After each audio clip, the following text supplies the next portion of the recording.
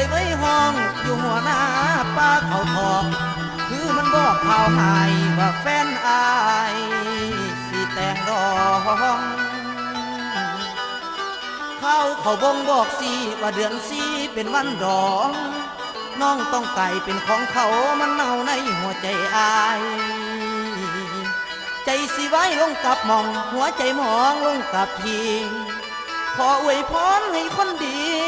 จงสุขีเสียเถิดน้องให้ลืมอายอย่าห่วงเลย